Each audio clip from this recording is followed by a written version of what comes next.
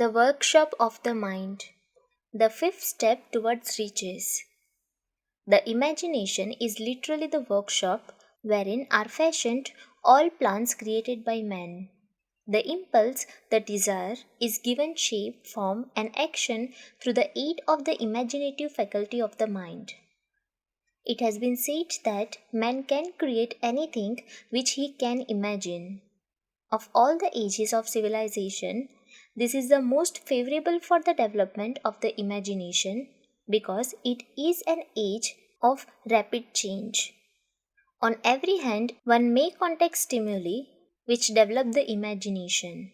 Through the aid of his imaginative faculty, man has discovered and harnessed more of nature's forces during the past 50 years than during the entire history of the human race previous to that time. He has conquered the air so completely that the birds are a poor match for him in flying. He has harnessed the ether and made it serve as a means of instantaneous communication with any part of the world. He has analyzed and weighed the sun at a distance of millions of miles and has determined, through the aid of imagination, the elements of which it consists.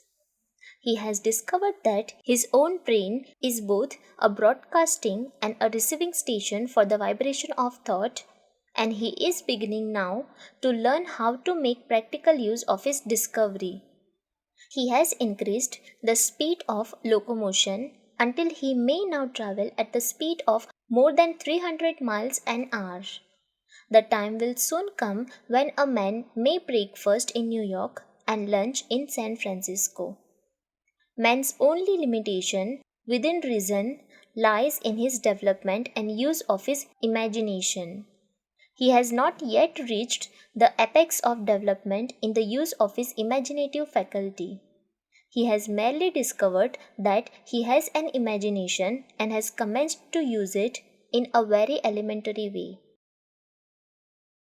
Two forms of imagination.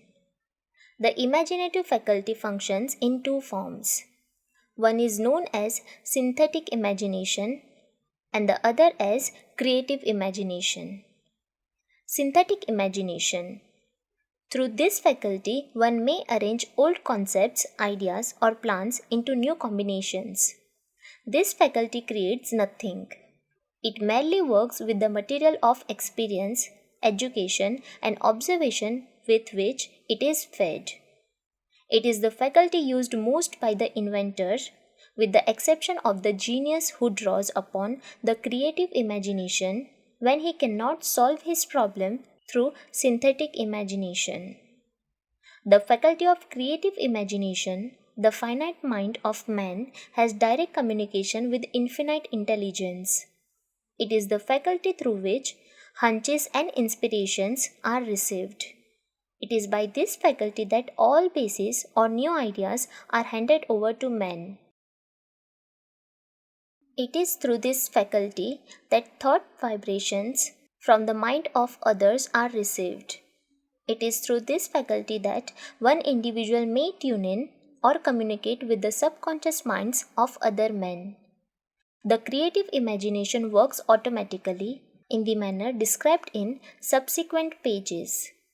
This faculty functions only when the conscious mind is vibrating at an exceedingly rapid rate, as for example, when the conscious mind is stimulated through the emotion of a strong desire.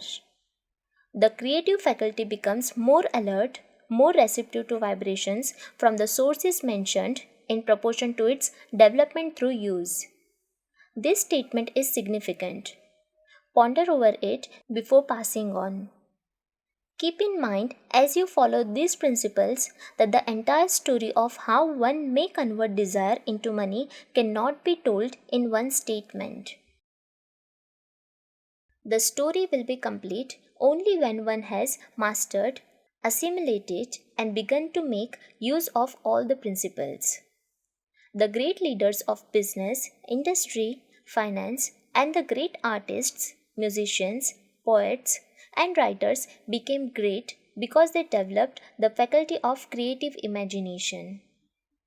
Both the synthetic and creative faculties of imagination become more alert with use, just as any muscle or organ of the body develops through use.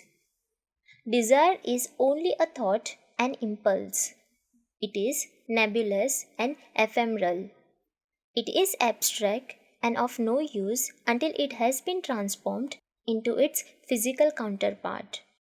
While the synthetic imagination is the one which will be used most frequently in the process of transforming the impulse of desire into money, you must keep in mind the fact that you may face circumstances and situations which demand use of the creative imagination as well. Your imaginative faculty may have become weak through inaction. It can be revived and made alert through use. This faculty does not die, though it may become quiescent through lack of use.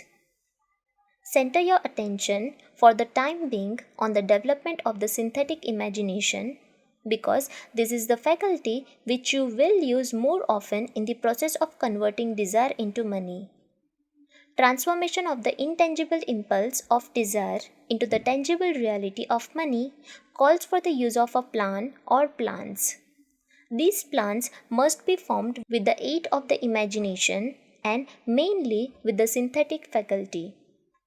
Read the entire book through, then come back to this chapter and begin at once to put your imagination to work on the building of a plan or plans for the transformation of your desire into money. Detailed instructions for the building of plans have been given in almost every chapter. Carry out the instructions best suited to your needs. Reduce your plan to writing if you have not already done so. The moment you complete this, you will have definitely given concrete form to the intangible desire. Read the preceding sentence once more. Read it aloud very slowly, and as you do so, remember that the moment you reduce the statement of your desire and a plan for its realization to writing, you have actually taken the first of a series of steps which will enable you to convert the thought into its physical counterpart. The earth on which you live, you yourself, and every other material thing, you are the result of evolutionary changes, through which microscopic bits of matter have been organized and arranged in an orderly fashion. Moreover, and this statement is of stupendous importance, this earth, every one of the billions of individual cells of your body, and every atom of matter began as an intangible form of energy. Desire is thought impulse. Thought impulses are forms of energy. When you begin with the thought impulse, desire, to accumulate money, you are drafting into your service the same stuff that nature used in creating this earth and every material form in the universe, including the body and brain in which the thought impulses function. As far as science has been able to determine, the entire universe consists of but two elements, matter and energy. Through the combination of energy and matter has been created everything perceptible to man, from the largest star which floats in the heavens down to and including man himself. You are now engaged in the task of trying to profit by nature's method.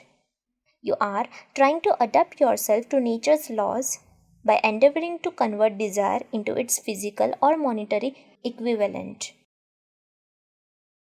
You can do it, it has been done before. You can build a fortune through the aid of laws which are immutable.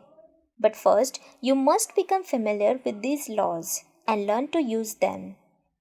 Through repetition and by approaching the description of these principles from every conceivable angle, the author hopes to reveal to you the secret through which every great fortune has been accumulated.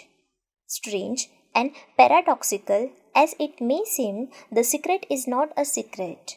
Nature herself advertises it in the earth on which we live, the stars, the planets suspended within our view, in the elements above and around us, in every blade of grass and every form of life within our vision.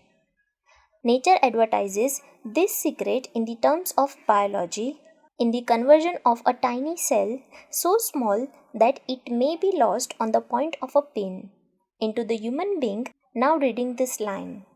The conversion of desire into its physical equivalent is certainly no more miraculous. Do not become discouraged if you do not fully comprehend all that has been stated.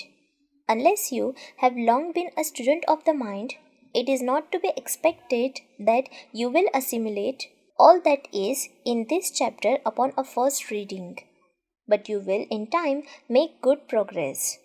The principles which follow will open the way for understanding of imagination. Assimilate that which you understand as you read this philosophy for the first time. Then, when you reread and study it, you will discover that something has happened to clarify it and give you a broader understanding of the whole. Above all, do not stop nor hesitate in your study of these principles until you have read the book at least 3 times, for then you will not want to stop. How to make practical use of imagination. Ideas are the beginning points of all fortunes. Ideas are products of the imagination. Let us examine a few well-known ideas which have yielded huge fortunes, with the hope that these illustrations will convey definite information concerning the method by which imagination may be used in accumulating riches. The Enchanted Cattle. 50 years ago, an old country doctor drove to town, hitched his horse, quietly slipped into a drug store by the back door, and began dickering with the young drug clerk. His mission was destined to yield great wealth to many people. It was destined to bring to the South the most far-flung benefit since the Civil War. For more than an hour, behind the prescription counter, the old doctor and the clerk talked in low tones. Then the doctor left. He went out to the buggy and brought back a large, old-fashioned kettle, a big wooden paddle, and deposited them in the back of the store. The clerk inspected the kettle, reached into his inside pocket, took out a roll of bills, and handed it over to the doctor. The roll contained exactly $500, the clerk's entire savings. The doctor handed over a small slip of paper on which was written a secret formula. The words on that small slip of paper were worth a king's ransom, but not to the doctor. Those magic words were needed to start the kettle to boiling, but neither the doctor nor the young clerk knew what fabulous fortunes were destined to flow from that kettle. The old doctor was glad to sell the outfit for $500. The money would pay off his debts and give him freedom of mind. The clerk was taking a big chance by staking his entire life savings on a mere scrap of paper and an old kettle. He never dreamed his investment would start a kettle to overflowing with gold that would surpass the miraculous performance of Aladdin's lamp. What the clerk really purchased was an idea. The old kettle and the wooden paddle and the secret message on a slip of paper were incidental. The strange performance of that kettle began to take place after the new owner mixed with the secret instructions an ingredient of which the doctor knew nothing. Read this story carefully. Give your imagination a test. See if you can discover what it was that the young man added to the secret message which caused the kettle to overflow with gold. Remember, as you read, that this is not a story from Arabian Nights. Here you have a story of facts, stranger than fiction, facts which begin in the form of an idea. Let us take a look at the vast fortunes of gold this idea has produced. It has paid and still pays huge fortunes to men and women all over the world who distribute the contents of the kettle to millions of people. The old kettle is now one of the world's largest consumers of sugar, thus providing jobs of a permanent nature to thousands of men and women engaged in growing sugarcane and in refining and marketing sugar. The old kettle consumes annually millions of glass bottles, providing jobs to huge number of glass workers. The old kettle gives employment to an army of clerks, stenographers, copywriters, and advertising experts throughout the nation. It has brought fame and fortune to scores of artists who have created magnificent pictures describing the product. The old kettle has converted a small southern city into the business capital of the South, where it now benefits directly or indirectly every business and practically every resident of the city. The influence of this idea now benefits every civilized country in the world, pouring out a continuous stream of gold to all who touch it. Gold from the kettle built and maintains one of the most prominent colleges of the South, where thousands of young people receive the training essential for success. The old kettle has done other marvelous things. Although the World Depression, when factories, banks, and business houses were folding up and quitting by thousands, the owner of this enchanted cattle went marching on, giving continuous employment to an army of men and women all over the world and paying out extra portion of gold to those who long ago had faith in the idea. If the product of that old brass kettle could talk, it would tell thrilling tales of romance in every language. Romances of love, romances of business, romances of professional men and women who are daily being stimulated by it. The author is sure of at least one such romance, for he was a part of it, and it all began not far from the very spot on which the drug clerk purchased the old kettle. It was here that the author met his wife, and it was she who first told him of the enchanted kettle. It was the product of that kettle they were drinking when he asked her to accept him for better or worse. Now that you know the content of the enchanted kettle is a world famous drink, it is fitting that the author confess that the home city of the drink supplied him with a wife, also that the drink itself provides him with stimulation of thought without intoxication, and thereby it serves to give the refreshment of mind which an author must have to do his best work. Whoever you are, wherever you may live, whatever occupation you may be engaged in, just remember in the fortune, every time you see the words Coca-Cola, that its vast empire of wealth and influence grew out of a single idea, and that the mysterious ingredient the drug clerk Asa Candler mixed with the secret formula was imagination. Stop and think of that for a moment. Remember also that the 13 steps to riches described in this book were the media through which the influence of Coca-Cola has been extended to every city, town, village, and crossroads of the world, and that any idea you may create, as sound and meritorious as Coca-Cola, has the possibility of duplicating the stupendous record of this worldwide thirst killer. Truly, thoughts are things, and their scope of operation is the world itself. What I would do if I had $1,000,000. This story proves the truth of that old saying, where there is a will, there is a way. It was told to me by that beloved educator, clergyman, the late Frank W. Gonzalez, who began his preaching career in the Stockyards region of South Chicago. While Dr. Gonzalez was going through college, he observed many defects in our educational system, defects which he believed he could correct if he were the head of a college.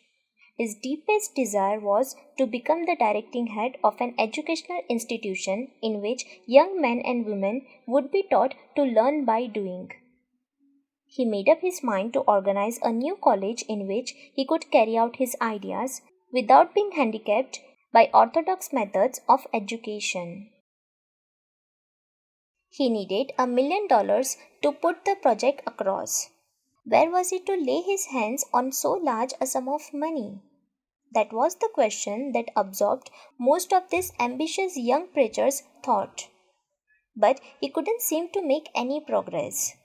Every night he took that thought to bed with him. He got up with it in the morning. He took it with him everywhere he went. He turned it over and over in his mind until it became a consuming obsession with him. $1 million is a lot of money. He recognized that fact.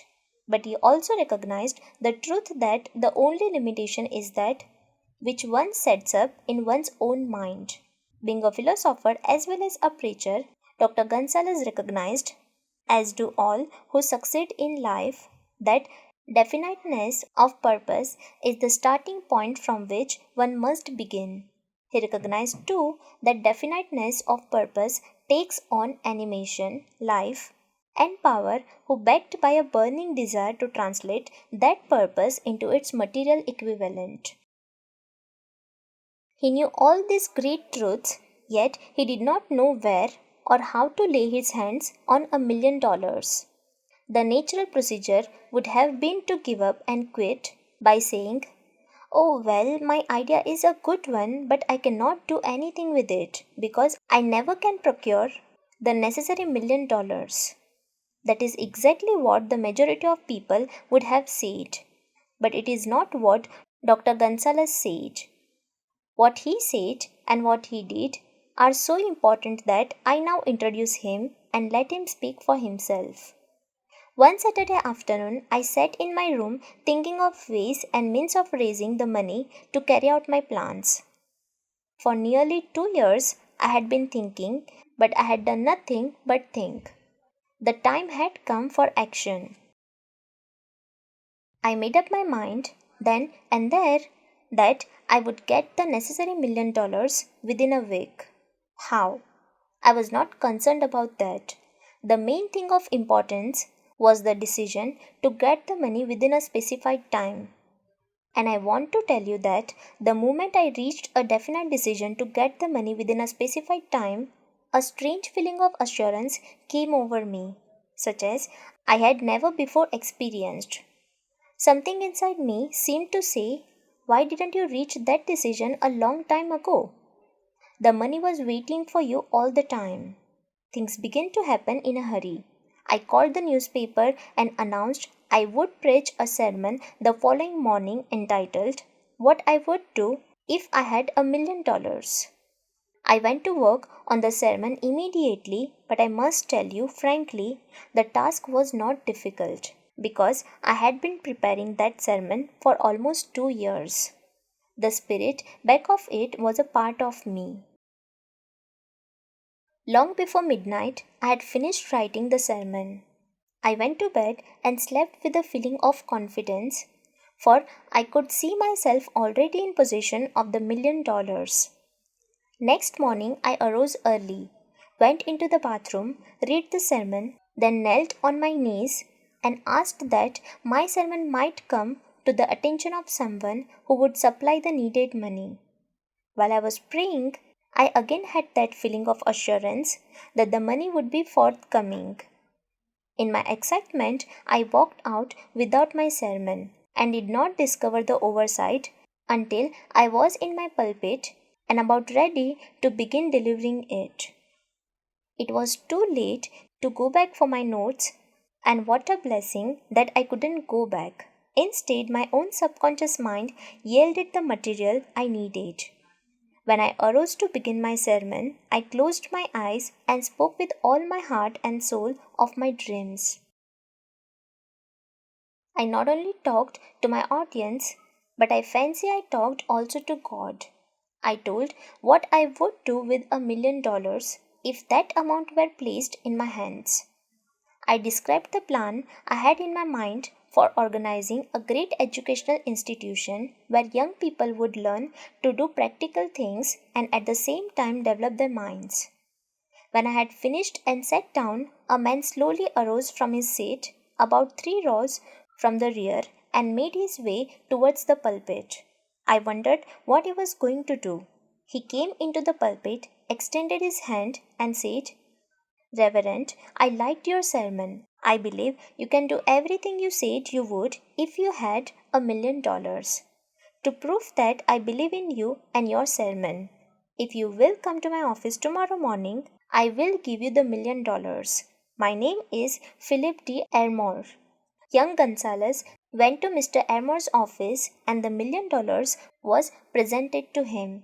With the money, he founded the Ermore Institute of Technology.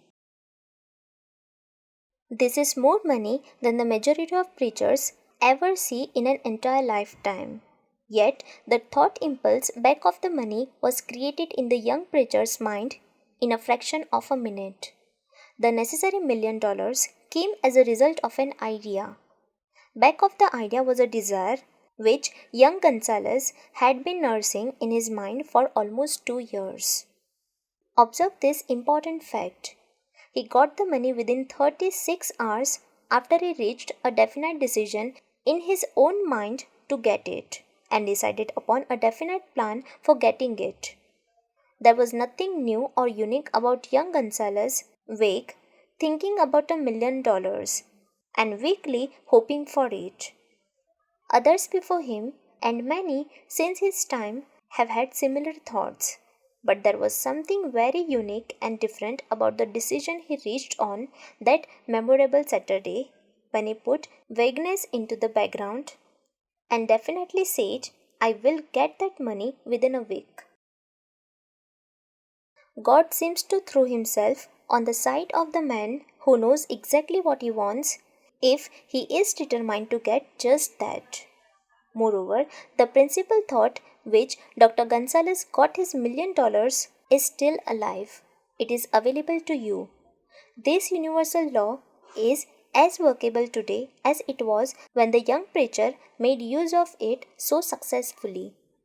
This book describes step by step the 13 elements of this great law and suggests how they may be put to use. Observe that Asa Candler and Dr. Frank Gonzalez had one characteristic in common.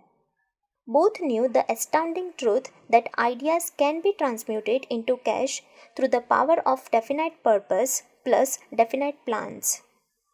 If you are one of those who believe that hard work and honesty alone will bring riches, perish the thought.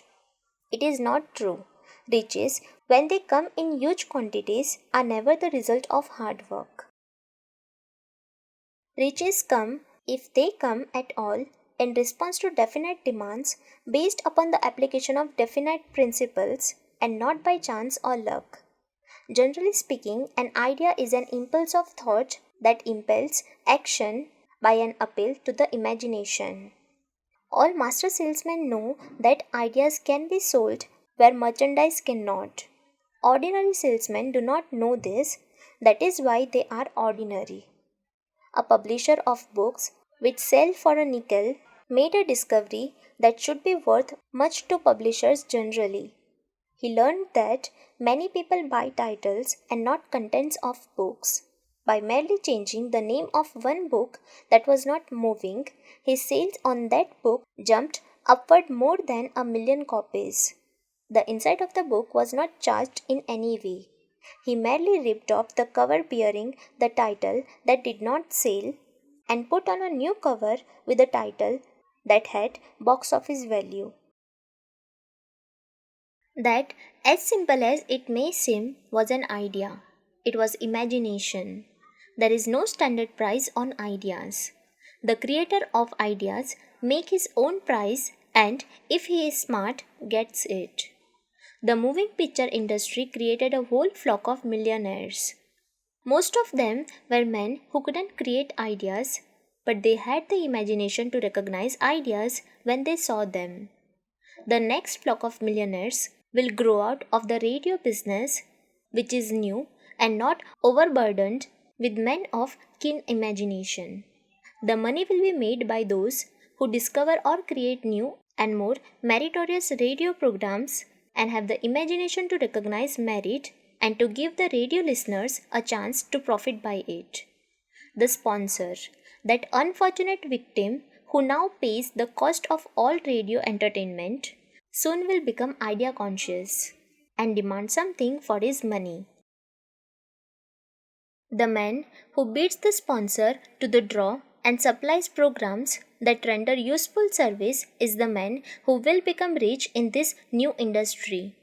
Crooners and light chatter artists who now pollute the air with wisecracks and silly giggles will go the way of all light timbers, and their places will be taken by real artists who interpret carefully planned programs which have been designed to service the minds of men as well as provide entertainment.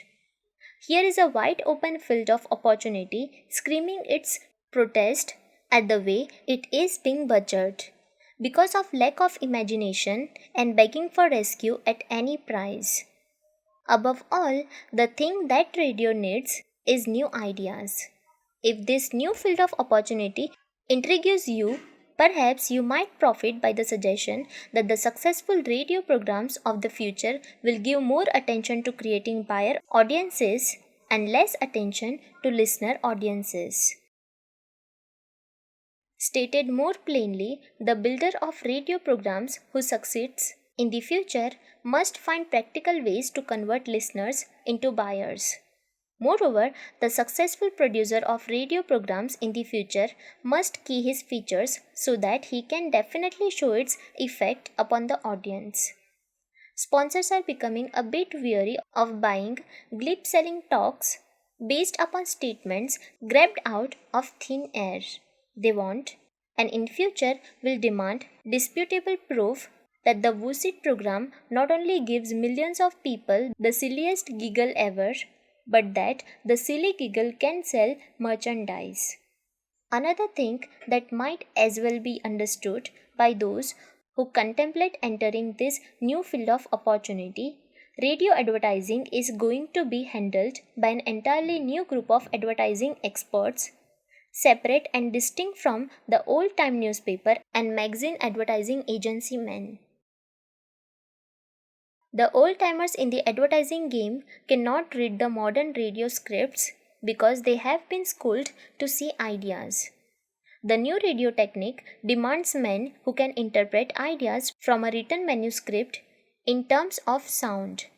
It cost the author a year of hard labor and many thousands of dollars to learn this. Radio right now is about where the moving pictures were when Mary Pickford and her curls first appeared on the screen. There is plenty of room in radio for those who can produce or recognize ideas. If the foregoing comment on the opportunities of radio has not started your idea factory to work, you had better forget it. Your opportunity is in some other field. If the comment intrigued you in the slightest degree, then go further in it, and you may find the one idea you need to round out your career. Never let it discourage you if you have no experience in radio. Andrew Carnegie knew very little about making still. I have Carnegie's own word for this. But he made practical use of two of the principles described in this book and made the still business yield him a fortune. The story of practically every great fortune starts with the day when a creator of ideas and a seller of ideas got together and worked in harmony. Carnegie surrounded himself with men who could do all that he could not do. Men who created ideas and men who put ideas into operation and made himself and the others fabulously rich. Millions of people go through life hoping for favorable breaks. Perhaps a favorable break can get one an opportunity, but the safest plan is not to depend upon luck. It was a favorable break that gave me the biggest opportunity of my life. But 25 years of determined effort had to be devoted to that opportunity before it became an asset. The break consisted of my good fortune in meeting and gaining the cooperation of Andrew Carnegie.